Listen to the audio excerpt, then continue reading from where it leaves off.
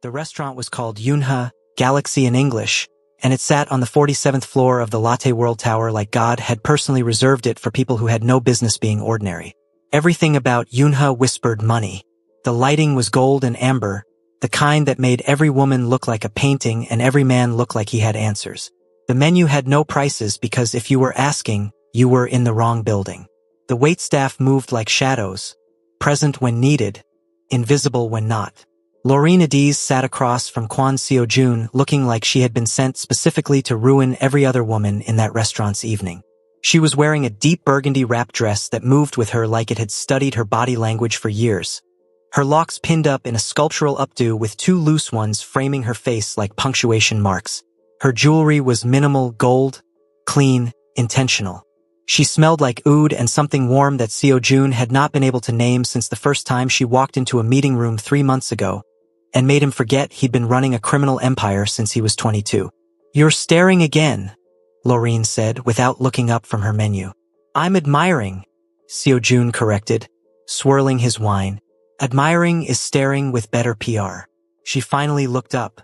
Her eyes were doing the thing, that half-amused, fully in charge thing that made him feel like the most powerful man in Seoul and a complete fool at the same time. "Order your food, Seo-jun. I'm hungry." Kwon Seo-jun was not a man people spoke to like that. He was 31, the head of the Kwon Syndicate, which controlled significant portions of Seoul's real estate underbelly, private security contracts, and imports that nobody asked too many questions about. He had a jaw that sculptors would cry over and the kind of quiet authority that made rooms rearrange themselves around him. He wore a black fitted suit that evening with no tie, top button open, and he looked, in the words of his own mother, unreasonably fine for someone I pushed out of my body. And yet here he was, being gently scolded about staring by a woman who was simultaneously reading a menu and dismantling his entire emotional infrastructure. He loved it. He loved her. He had known it for exactly 6 weeks and 3 days, and he had not yet said it out loud because Laureen had a particular skill for making grand feelings feel silly if they weren't delivered correctly. He was waiting for the right moment. The right moment, unfortunately, was about to be hijacked.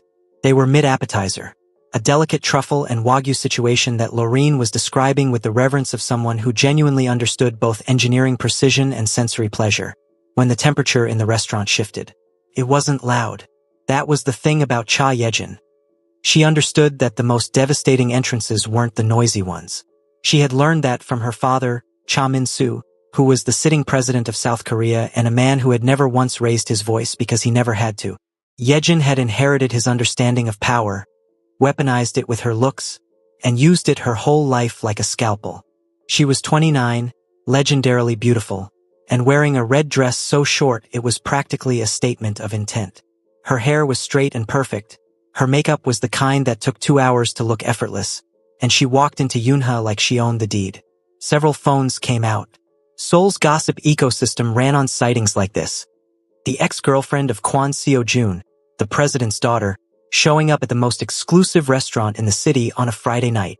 By morning, 12 blogs would have opinions. Seo-jun saw her first. Laureen, who had been gesturing with her fork to illustrate a point about structural load calculations somehow becoming a metaphor for emotional unavailability, noticed his face change. She turned around slowly. She took in Yejin, the red dress, the deliberate walk toward their table, the smile that was not a smile. Laureen put her fork down, picked up her wine, took a sip, set it down again. "Is that her?" she asked, voice completely level. Seojin's jaw was tight. "Laureen, Seo-jun." She said his name like a full stop. "Is that her?" "Yes." Laureen nodded slowly, the way engineers nod when they've identified the exact point of structural failure. "Okay." Yejin arrived at the table radiating performance. She ignored Laureen with the practiced precision of someone who had spent years making other women invisible through sheer force of dismissal. "Seojin, she said, her voice liquid and warm, placing both hands on his shoulders from behind and leaning down like she was whispering a secret to someone who still belonged to her. "I was so surprised to see you here. I've been thinking about you so much lately." "He looks well thought about," Laureen said pleasantly. Yejin blinked.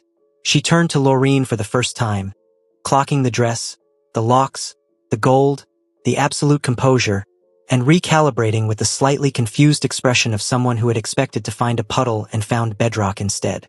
"I'm sorry," Yejin said with a sweet smile. "I don't think we've met. I'm Cha Yejin." Pause, deliberate, seasoned, lethal. Seo-jun and I were together for 4 years. "Congratulations on surviving 4 years," Laureen said, her tone genuinely conversational. "I'm Laureen. We're on a date right now, so..." The "so" landed like a gavel. Yejin's smile stayed, but her eyes shifted. She had a script for this, the emotional appeal, the manufactured memory, the whispered thing about how nobody would ever know Seo-jun the way she did, the implication that whatever this new woman was, she was temporary. She'd run this script before. It had always worked. "I just wanted to say hello," Yejin continued, pivoting, turning back to Seo-jun. "Do you remember the last time we were here together? You ordered the..." "He remembers," Laureen interrupted gently. "People generally remember things that happened to them. What I'm curious about is why you're remembering it here. Tonight, while we're eating." She tilted her head. "Is the food not good on the other side of the restaurant?" A few tables nearby had gone very quiet. Yejin felt the ground shift slightly. This was not a puddle. This woman was speaking to her like she was a minor administrative inconvenience, and doing it in a tone so pleasant it couldn't even be called rude. That was somehow worse. "I just think," Yejin said, her voice dropping to something more intimate, more pointed, angling towards Seo-jun, "that you deserve to know the full picture before you." "Before he what?" Laureen asked. Her voice was still warm. That was the terrifying part. "Before he has dinner with a woman who actually respects his time? Before he enjoys a Friday without his phone blowing up at midnight?" She smiled. It was a beautiful smile. It was also a wall. "Because I know about the midnight calls, Yejin, and the texts, and the thing you told his cousin at the Apgujeong event last month." She picked up her wine again. "He told me. He tells me things. That's how relationships work when they're healthy." Seo-jun was looking at Laureen with an expression that was 1 part awe and 2 parts 1M going to marry this woman. Yejin's composure cracked, just slightly, just enough. "You think you know him?" she said. And now there was an edge. The script abandoned, real irritation bleeding through. "You've known him for what? 5 minutes? I know everything about. You know the version of him that let you get away with things," Laureen said simply. "That version is retired. I don't know what to tell you." The restaurant was now fully, completely silent in their radius. 3 waiters had stopped moving. A man at the next table had put down his chopsticks. Yejin stared at her. Something mean and cornered moved across her face. "You're embarrassing yourself," she said quietly. "Do you know who my father is? Do you know what I could do to your..." She didn't finish the sentence. Because Laureen stood up. She didn't stand up dramatically. She didn't knock anything over or raise her voice. She simply rose to her full height, which was considerable in heels, set her napkin on the table with the precision of a woman who had spent her career calculating tolerances and load-bearing limits, looked Cha Yejin directly in the eyes, and said, quietly, kindly, almost gently, "I know exactly who your father is, and I'm not afraid of him, his office, his connections, or the fact that he raised someone who crashes dinner dates in a dress that's trying too hard." She paused. "I'm going to ask you once to leave our table. And if I don't?" Yejin said, "A mistake. A real one." The slap was not telegraphed. There was no dramatic wind-up, no trembling hand, no movie-style slow motion. It was clean, swift, and precise, the same way Laureen approached every problem that needed a direct solution. The sound of it rang out across Yunha like a single clean note. Yejin stumbled back into a waiter who caught her by the arm, her hand flying to her cheek, her perfect composure completely, irreparably gone. Her eyes were wide. Nobody had ever... "That was your one," Laureen said. She sat back down, picked up her fork. "Seo-jun, the wagyu is getting cold." Seo-jun stared at her for one long, beautiful, speechless second. Then he started laughing, quietly at first and then fully, helplessly, pressing his hand over his mouth and failing completely. His shoulders were shaking. Yejin fled. The red dress disappeared around the corner toward the elevators. Several people at nearby tables began cautiously applauding. A woman 3 tables over raised her glass. Loreen took a bite of Wagyu and pointed her fork at him. "Stop laughing and eat." "You're incredible," he said, still recovering. "I know. The food is very good, by the way. You chose well." By midnight, the story was on 6 different soul gossip forums. By morning, Loreen Adiz was, quietly and completely, a legend. The problem with slapping the president's daughter in a 5-star restaurant is that, eventually, the president finds out. Took 48 hours. Cha Min-soo was a measured man. He had run the country for 3 years on a platform of dignity, restraint, and strategic composure. He wore that composure like a second suit. He was also, underneath all of it, a father who had spoiled his only daughter into a monster and was either too deep in denial or too deep in love to see it. Either way, Yejin had never once been told no in a way that stuck. Not by schools, not by ex-boyfriends, not by the 6 women who had preceded Loreen in Seojun's orbit and had each quietly retreated under varying degrees of campaign. He called Seojun first. That conversation lasted 4 minutes and ended with Seojun saying, "With respect, sir, your daughter came to our table. She was asked to leave," and then hanging up, which was either the bravest or most reckless thing he'd done in his criminal career, and the threshold was genuinely high. Then Cha Min-soo's people started making calls. Loreen found out about the pressure campaign on a Tuesday from Kwon Myri, Seojun's mother, who had called her at 8:47 a.m. while Loreen was eating cereal and reviewing the structural specs for a high-rise project she was leading in Mapogu. "Lorena," Myri said without preamble, "the way women say names when they've decided to be on your side forever. That man's people have been calling Seojun's lawyers. They're saying you assaulted a public figure." Loreen ate a spoonful of cereal. She walked up to our dinner table. "I know that. I'm on your side. Keep up." Myri's voice was sharp and warm and absolutely her son's mother. She was 63, immaculately dressed at all times, ran 3 legitimate businesses as Seojun's front infrastructure, and had once, famously within the family, chased Cha Yejin out of her house with a silk Hermes scarf she had then refused to touch again, and donated to charity. "I'm calling because they're going to try to embarrass you publicly. Something about your work permits and your engineering credentials. Yejin's been talking." Loreen set her spoon down. "My credentials?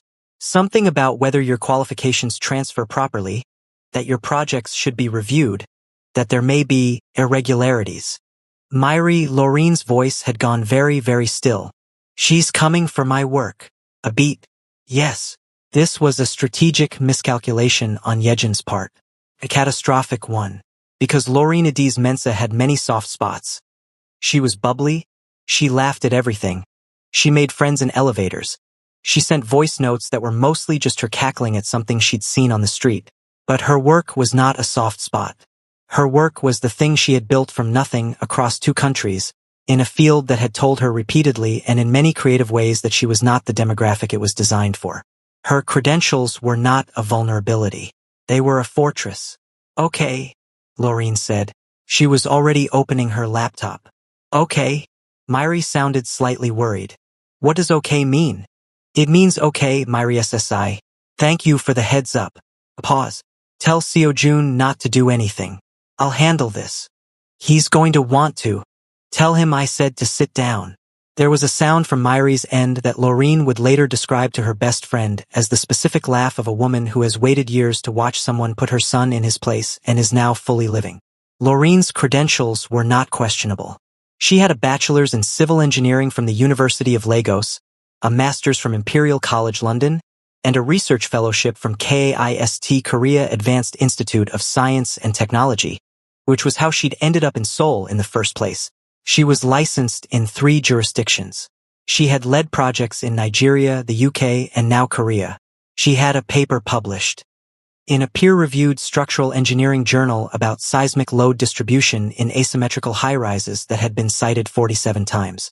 She was also, by some coincidence that the universe had arranged with excellent taste, personal friends with Professor Yoon Chang-ho, one of the most respected civil engineers in Korea, former dean of engineering at Seoul National University, and a man who, when Loreen sent him a very calm, very specific message about what was happening, responded in 11 minutes with, "This is absurd. I'll make some calls.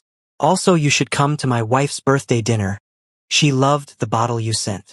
She was also, as Seoul's construction and architecture community had discovered over 18 months. The engineer who had flagged a drainage design flaw in a Gangnam development project that would have caused significant flooding within 5 years. She'd caught it during a third-party review nobody had asked her to do. She'd quietly reported it, it had been quietly fixed, and the developers had quietly never forgotten it. Seoul's engineering world was small. It had opinions. And when word got out carefully through channels the way Laureen had learned to let information travel when she needed it to go somewhere specific, the opinions were loud. 3 senior engineers issued a joint statement through the Korean Society of Civil Engineers affirming her credentials. A construction conglomerate she'd consulted for posted a quote on their corporate LinkedIn about the quality of her work that got 14,000 likes in 6 hours.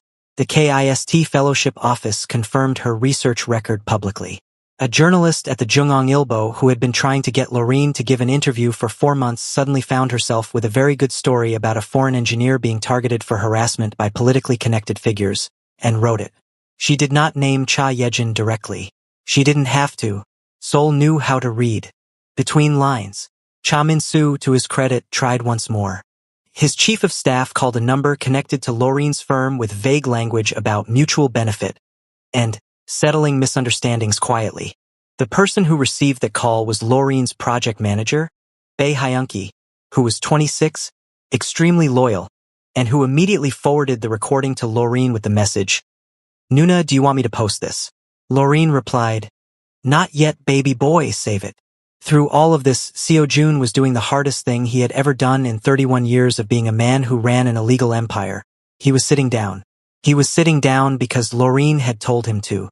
He was sitting down because his mother, who agreed with Laureen on everything now and had essentially adopted her telepathically, had also told him to. He was sitting down because he had watched Laureen work and understood, finally and completely, that she was more dangerous than him in every arena that didn't involve a weapon. But he was not idle. He made one call. One quiet, professional call to someone whose name would never appear in this story. And whatever Cha Min-soo's people had been planning in terms of further legal maneuvering quietly ran into a series of procedural obstacles that nobody could explain.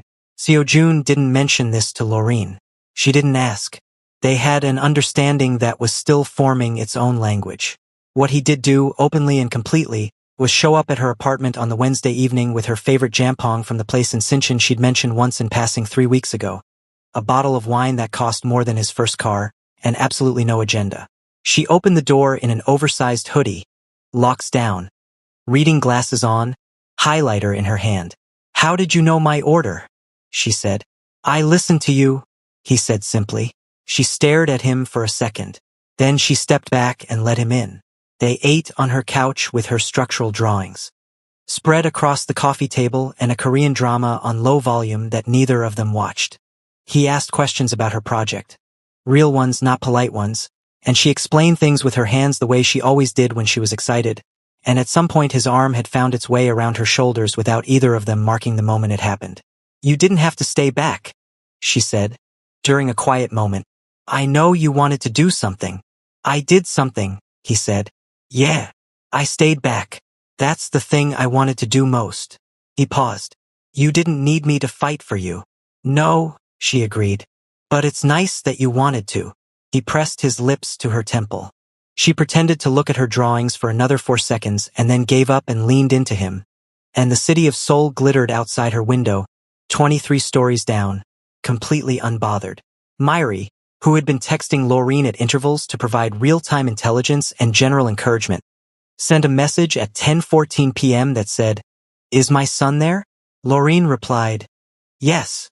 Myri, "Good. Make him clean something. He needs to feel useful." Laureen looked up at Seo-jun, who was relaxed and warm and doing that thing where he looked at her like she was a problem he was delighted to never solve. "Your mother says you should clean something." He looked around her apartment. "It's already clean. Then you're welcome to do the dishes from dinner." He got up without a word of complaint. From the kitchen, a moment later, she heard him turn on the tap and start humming something low and tuneless. Laureen went back to her drawings, smiling at the paper. The thing about Kwan Myri was that people consistently and fatally underestimated her because she was elegant. She was the kind of woman who wore her age like an investment.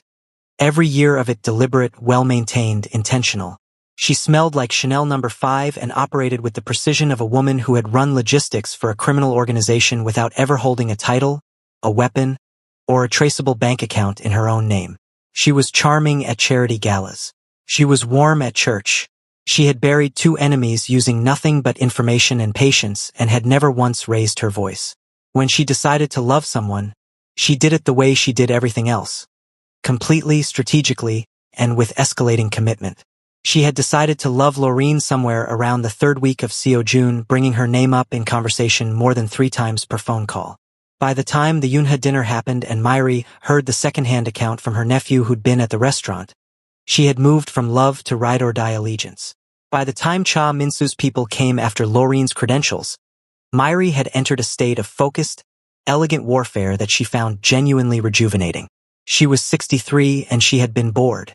The public confrontation, the real one, the one that ended things, happened on a Saturday afternoon at the COEX atrium in Gangnam, which was unfortunate for Cha Yejin because the COEX atrium was large, public, glass-ceilinged, and extremely well documented by the collective phone cameras of a Saturday shopping crowd. It was not planned. That was the thing. Laureen was there because she'd agreed to meet her friend and colleague Grace, another black woman in engineering, Ghanaian, working at a different firm, who was the closest thing Laureen had to a fellow soldier in Seoul, for lunch and then a very specific mission involving finding a lamp. Myri was there because she had a standing Saturday routine that involved the COEX bookstore and a particular brand of hand cream only sold there. They had, by a coincidence arranged entirely by the universe and partially by Myri, who had seen Laureen's Instagram story and realized they were in the same building, ended up at the same cafe. Yejin was there because she had been tracking Seojin's location through methods that were legally ambiguous and had seen him drop Laureen off in Gangnam that morning. She arrived with 2 friends, Shin Hyejin and Oh Soo-min, who were beautiful and loyal and deeply unequipped for what was about to happen. She spotted Laureen at a cafe table with Grace and an older woman she didn't immediately recognize, wearing a cream silk blouse, pearls, and reading glasses, looking at a menu like she was reviewing a business proposal. Yejin had decided, in the 48 hours since the engineering story had run, that the problem was she hadn't been direct enough, that she'd been too subtle, that what was needed was a genuine, public, emotional confrontation that would make Laureen look aggressive and unstable, that would remind Seoul who the Cha family was, and that would finally, definitively, end this. She walked to the table. Her friends flanked her. It was supposed to look powerful. "We need to talk," she said to Laureen. No greeting. Full voltage. Laureen looked up from her iced tea. Grace, who Laureen had fully briefed on the entire situation in the manner of a crisis debrief, leaned back in her chair with the expression of someone who had bought a front-row ticket. The older woman set down her menu. Yejin finally looked at her and realized, with a lurching, horrible recognition, who she was looking at. "Yejin," said Kwan Myri pleasantly. "It's been some time." The last time they had been in the same space, Myri had been chasing Yejin across a garden in Hanamdong with a Hermes scarf and extremely specific opinions about Yejin's character. Yejin had blocked the memory as an act of psychological self-preservation. "I wasn't," Yejin started. "Talking to me? No. You were talking to my future daughter-in-law." Myri folded her hands on the table. It was a small gesture. It landed like a gavel. "So you're talking to me? Future daughter-in-law?" Laureen said, eyebrows climbing. "Hush, we'll discuss timeline later." Myri did not look at Laureen when she said this. She was looking at Yejin with the focused patience of a woman who had been waiting for this specific moment for a long time and had no intention of rushing it. "What was it you came to say?" Yejin's friends had taken a small, involuntary step backward. This was not the terrain they'd signed up for. "This is between me and," Yejin tried. "It is not," Myri said simply. "It stopped being just between you and Seojun when you came to their dinner. It stopped being between you and her when your father's office made calls about her professional credentials." The pleasantness in Myri's voice had not wavered. That was the part that was frightening. "I know your father, Yejin SSI. I've known him for 15 years. He is a man of institutional power. I am a woman of personal power. Those are different things, and I think at some level he understands that." "Are you threatening the president?" Yejin's voice had gone strange. "I'm explaining a situation," Myri said. "There's no threat needed. What I'm telling you is that what you have been doing to my son and now to Loreen, is finished. Not because of any single thing I'll do, but because Sol is tired of you, baby. And tired people talk. At that moment, Grace, who had been admirably silent, reached across and touched Loreen's arm. Is she always like this? She whispered. I'm getting to know her myself, Loreen whispered back. Yejin had gone pale. Not from the words alone. She had been in rooms with powerful people her whole life and had learned to absorb words. She was pale because she had looked around and noticed, for the first time, that 5 or 6 nearby tables had people on their phones. Not subtly. One woman was openly pointing her camera. A young man in a bucket hat had clearly been recording for at least a minute. Sol liked to gossip, but Sol also liked a moment when the record needed to be set straight. I love Seo Jun, Yejin said, and for the first and only time in this entire saga, her voice cracked. It was real. Loreen heard it and noted it without celebration. Yejin's feelings were real. That didn't make her actions acceptable, but the feelings were real. Loreen set down her drink. I believe you, she said quietly, but the way you love him was making him miserable. And the way you've come after me is not love for him. It's control for yourself. She met Yejin's eyes evenly. You should talk to someone. Genuinely. Not because I'm being mean. Because you're clearly hurting and you're taking it out on everyone around you and your father has let you do it so long that you don't know how to stop. The table was very quiet. Grace looked at Loreen with the expression of someone witnessing a person who has genuinely done the inner work. Myri looked at Loreen with the expression of someone selecting a wedding venue in her mind. Yejin stood there, chin raised, something complicated and wounded moving through her. Her 2 friends were now definitely standing apart from her, one of them looking at the floor. She left. No finale. No last word. She walked out of the Suyex atrium with her remaining dignity in one hand and a lot to think about in the other. Cha Min-soo made one more move. He was his daughter's father, and so he tried. He requested a meeting with Loreen through an intermediary. A neutral location, a private room at a hotel in Uedo. Loreen showed up with one person, Bae Hyunki, her project manager, who she brought everywhere and who was recording from his jacket pocket out of general principle. The president was not there in person. His deputy chief of staff was a man named Jung Byung-go, 50s, excellent suit, practiced in the art of the reasonable-sounding unreasonable-esque. He suggested, in very smooth language, that perhaps Loreen might consider stepping back from the public conversation around the engineering story. That perhaps a quieter profile might serve her well professionally. That the administration valued talented foreign professionals and hoped she understood the importance of good relationships with the government. Loreen listened to all of it. She had brought a thermos of tea, and she sipped from it during the meeting in a way that Jung Byung-go found deeply unnerving but couldn't explain. When he finished, she said, I have a recording of the call your office made to my firm about my credentials. I have not published it. I have no plans to publish it, as long as this conversation we're having right now is the last one. She capped her thermos. I'm not interested in politics. I'm interested in doing my work and living my life.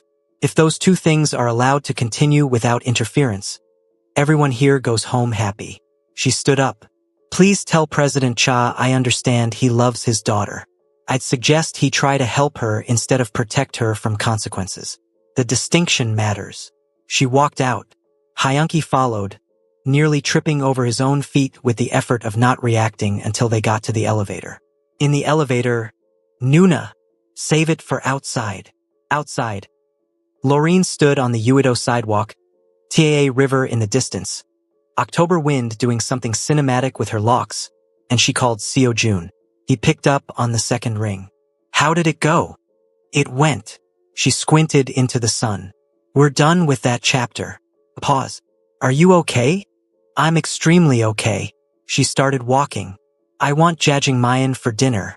Not the delivery place, the one in Mapo that your mother introduced me to. I'll book it. And tell your mother I said she was very good today. She could hear him smiling. She's gonna print that out and frame it. She absolutely should. Loreen turned a corner. The city opening up wide and glittering and fully, unapologetically hers. Seo Jun. Yeah. I like you a lot. A beat. A very specific kind of quiet. I love you, he said. Not performed. Not strategic. Just true the way facts were true. She walked half a block before she answered. I know, she said. That's it? I know. I love you too. Kwon Seo-jun. Now stop fishing and make the reservation. He laughed. The full one, the helpless one, the one only she got. And she smiled at the sidewalk and kept walking, and Seoul sparkled around her like it knew exactly what it was hosting. The dinner at Mapo was long and loud. Myri came because she was Myri and nobody had told her not to. Grace came because Loreen invited her. Hyunki came because Seo-jun had said bring the kid, he deserves it. Two of Seo-jun's closest men, Nam Ji-hoon and Park Sun-woo, arrived at some point and the table that had been booked for 4 became a table for 7 and the restaurant's owner, who knew Myri personally, simply moved them to the back room and brought extra banchan. Myri, 3 glasses of Macchiali in, told the complete and unabridged story of the garden incident with the Hermes scarf. Seo-jun tried to stop her. She told him to sit down. He sat down. Loreen laughed until she couldn't breathe. Grace filmed it. Hyunki was too busy crying laughing to film anything. Seo-jun watched Loreen across the table. Full laugh, head back, eyes bright. Her hand on his mother's arm like they'd known each other for years, and felt something settle in his chest that had not been settled in a very long time. Later, walking to the car, the city quiet and cool, he took her hand without announcement. She let him. This is going to be interesting, she said, looking up at the Seoul skyline. It already is. Your mother is going to be in our business forever. Yes, I'm not actually complaining. I know. He glanced down at her. She already called you her daughter-in-law. Loreen stopped walking. In front of who? The restaurant owner. And I think she texted her church group. Loreen pressed her lips together. Failed to keep a straight face. She is so out of control. Completely. You love it. Completely, she agreed. He pulled her in by their joined hands and kissed her right there on the Mapo pavement. The Tae River wind doing its thing. The city lit up and indifferent and beautiful. She kissed him back with the energy of someone who had fought for her peace and intended to enjoy it. Somewhere across Seoul, Cha Yejin was in her first therapy appointment. Something her own best friend had quietly arranged, tired, finally, of watching someone she loved spiral. Somewhere in Uido, Jung Byung-go was writing a memo that would go nowhere. Somewhere in Hanamdong, Kwon Myri was texting Loreen a photo of a wedding venue with absolutely no context. Loreen read the text in the car, Seo-jun's hand on the gearshift, the city sliding past her window. She texted back, Myri, we've been together for 3 months. Myri? And Loreen stared at her phone, looked at Seo-jun, looked back at her phone. She typed, it's a nice venue. Myri replied with 7 heart emojis and what appeared to be a screenshot of a catering menu. Loreen put her phone face down on her thigh and said nothing. Seo-jun, who had not seen the exchange, glanced over. Everything okay? Your mother, Loreen said, is something else entirely. The very first thing I ever said about her, he confirmed. Loreen leaned her head back against the seat and watched Seoul go by. This city that had taken her in and tested her and handed her the most improbable, wonderful, absurd love story she'd never thought to plan for. She smiled at the roof of the car. Yeah. She was keeping him. 1 year later, the invitation was cream cardstock with gold foiling so clean it caught light like a mirror. Kwon Seo-jun and Loreen Adiz. Request the pleasure of your company. Myri had personally approved the font. She had also personally disapproved of the first 3 font options, the second venue, one of the flower arrangements, and the caterer's initial menu proposal. She had done all of this with such grace and specificity that nobody had felt managed. They had simply felt guided by a woman who knew exactly what excellence looked like and refused to settle below it. Loreen had watched her future mother-in-law dismantle and rebuild the wedding planning process from the ground up over 11 months and had felt, each time, an emotion somewhere between admiration and holy terror. She's incredible, Grace had said. At the 4th planning meeting she'd been dragged to as Loreen's emotional support human. She's a force of nature wearing Chanel, Loreen had replied. Same thing. The wedding was held in late October, 1 year and 17 days after the dinner at Yunha, at a private estate in Gapyeong, 2 hours outside Seoul, where the trees had gone gold and red and the kind of amber that made everything look like a memory while it was still happening. There were 112 guests. Every single one of them had been personally vetted by either Laureen or Myri, which meant the room was full of people who were genuinely happy to be there. A rarity at weddings, a miracle at weddings involving a Mafia family. Grace was maid of honor and cried through the entire ceremony while maintaining fierce eye contact with the officiant as though daring him to acknowledge it. Hyunki was a groomsman and had prepared a speech that Seo-jun had pre-read and approved, and that still somehow contained 3 jokes at Seo-jun's expense that landed perfectly. Nam Ji-hoon and Park Sun-woo stood at the back of the ceremony in suits that Laureen had selected, because she trusted no one else's taste, and both of them cried quietly and denied it afterward. Laureen walked herself down the aisle. It had been her decision, made quietly and without drama. Her father was in Lagos and had flown in. He was there, seated in the front row, resplendent in an agbada that made half the room do a double take. But she had told him she wanted to walk herself in. "I've been walking myself into rooms my whole life, Daddy. This one just has better lighting." He had laughed and said she was exactly like her mother and straightened her veil. She wore ivory, not white ivory. A gown with a structured bodice and a full skirt that moved like water. Her locks down and loose with small gold cuffs threaded through them at intervals, catching the October light. Her jewelry was her grandmother's, simple, gold, old. When she appeared at the end of the aisle, Seo-jun, who had been composed, still, and entirely in control for 31 years and approximately 4 minutes into this wedding, stopped being any of those things. His jaw didn't drop. He didn't make a sound. He simply looked at her and something in his face opened completely, like a room with all the windows thrown wide, and Ji-hoon, standing next to him, very quietly said, "Breathe, boss," which Seo-jun ignored. Myri, in the front row, watched her son watch Laureen and pressed her lips together and looked at the ceiling and absolutely did not cry because she had done her makeup herself and it was a masterpiece and she was not sacrificing it. She lasted until Laureen reached the altar and smiled at Seo-jun with that specific smile. The unbothered, fully in charge ICU smile, and then Myri cried, completely, and fixed her makeup afterward in 90 seconds flat because she was Kwan Myri and she contained multitudes.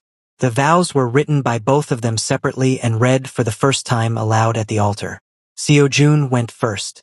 He was not a man of many public words and everyone in the room knew it, which made the silence before he spoke feel like held breath. He said, "I have been in rooms full of dangerous people my whole life and I was never once afraid. You walked into a meeting room with a highlighter and structural drawings and I couldn't remember my own name. I don't think I've recovered. I don't want to." Grace made a sound. Laureen pressed her lips together very hard. He continued, "You taught me that protecting someone doesn't mean standing in front of them. Sometimes it means standing beside them and trusting that they've already handled it. I'm still learning that. I'll spend however long you'll give me learning it." Laureen took one careful breath. Then she read hers. "I came to Seoul for a fellowship and a career and I was not accepting applications for anything else. You were persistent without being pushy, which is a very specific skill and I want you to know I noticed it and found it extremely annoying and also very effective." Laughter from the room. Seo-jun's mouth curved. "You are kind in the ways that count, the quiet ways, the 11 p.m. Jampong ways, the I listened to you mention something once 3 weeks ago ways. You make me feel like being known is safe. That's not a small thing. That's everything." A pause. "Also your mother is the greatest woman alive and I need that on record." Myri, from the front row, said, out loud, at a wedding, into the microphone's ambient range, "I know." The room lost itself completely. At the reception, Laureen danced with her father to a song he'd sung to her as a child, and the room gave them space and silence for it. She danced with Grace to something loud and joyful that had half the guests on their feet. She danced with Myri, the two of them in the middle of the floor, gold and ivory, laughing at something nobody else could hear, completely in their own world. Seo-jun danced with his mother first. Then he found Laureen and they danced slowly to something that wasn't slow music. Because she said slow songs were too obvious and he had learned to find her logic impeccable. "Happy?" he said against her temple. "Extremely," she said. You have to ask? I like hearing it." "Happy," he said. "Extremely." Somewhere across the city, in a quieter version of her life, Cha Yejin was still into therapy and had recently taken a solo trip to Jeju that she'd posted about without mentioning anyone else. Her therapist said she was making real progress. She was starting to believe it. Her father had called Seo-jun once 6 months ago, brief and formal, something like an acknowledgement without being an apology. Seo-jun had accepted it for what it was. Loreen had said good enough and meant it. Some chapters closed cleanly. Some just stopped. Late that night, after the guests had gone and the estate was quiet, Loreen sat on the stone steps outside with her heels off and her gown pulled around her, looking at the dark Gapyeong hills. Seo-jun came out with 2 glasses of wine and sat beside her, jacket off, sleeves rolled. They sat without talking for a while, the kind of quiet that only existed between people who had earned it. Myri already texted me about grandchildren, Loreen said. How many times? 3. Since the reception ended. Seo-jun closed his eyes briefly. I apologize on behalf of. Don't. Loreen leaned her head on his shoulder. I texted her back. He looked down at her. What did you say? Loreen sipped her wine, looked at the hills, said nothing for a comfortable, devastating 4 seconds. I said one thing at a time, Myri. Seo-jun went very still. One thing at a time was not no. He looked at his wife, a word that still felt like stepping into a room and finding it larger than expected. And she was smiling at the hills with that expression, the unbothered fully in charge one. And he thought, not for the first time and certainly not for the last. Seoul had no idea what it was hosting. He kissed her temple. She let him. The hills were quiet. The night was gold. They stayed on the steps a long time. Hello besties, in this story we learned that the right person won't ask you to shrink, they'll make room for everything you are. Loreen never made herself smaller to be loved, not for a field that doubted her, not for a city that didn't know her, not for a woman who tried to intimidate her. She showed up fully, fought cleanly, and loved openly, and everything she deserved found its way to her because of it, not in spite of it. Besties, so Joy learned that real love isn't about shielding someone from every storm. It's about trusting that the person beside you can handle the rain and choosing to stand beside them anyway. And the mother-in-law reminds us that when you find someone worth fighting for, you fight with grace, with strategy, and if necessary, with the silk Hermes curve. Besties, the world will always have a agent, someone who uses power, fear, and history to keep you stuck. But the story never belonged to her. It belonged to the woman who walked in and bothered, did her work, loved fiercely, and let Soul figure out the rest. Show up fully, the red table was always yours. Thank you so much for watching. Can you like, subscribe, and share?